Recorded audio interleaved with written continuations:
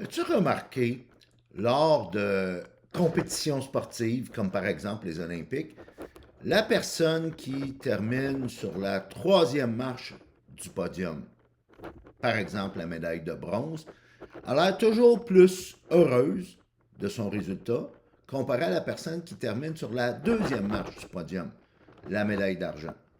Ce qui veut dire, c'est comme si la médaille de bronze aurait plus de valeur aux yeux de cette personne-là que la personne qui a reçu la deuxième place, qui est pourtant plus haute, qui est la médaille d'argent.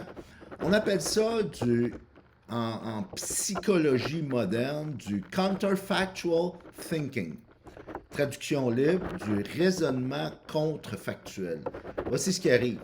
La personne qui est sur la troisième marche, elle se dit Phew, une seconde de plus, puis j'étais même pas sur le podium. Alors, cette personne-là est contente d'avoir juste réussi à au moins être sur le podium.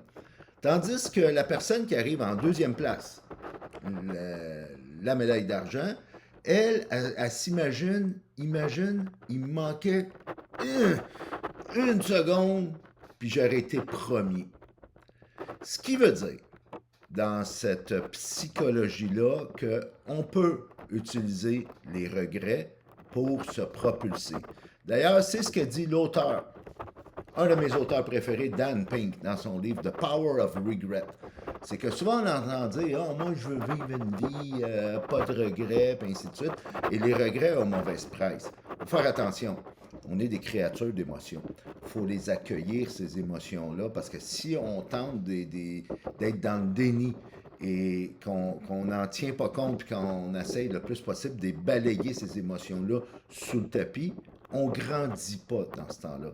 Alors, quand tu imagines ce qui aurait pu se passer et que tu utilises ce que tu n'as pas réussi à atteindre, tu utilises le regret pour devenir meilleur, pour apprendre, pour aller chercher la science, le data, les mentors, les coachs, pour voir qu'est-ce que tu aurais pu faire pour justement aller chercher cette seconde-là qui t'aurait permis d'être sur la première marche du podium, c'est là que ça peut devenir payant et c'est là que les regrets peuvent être utiles.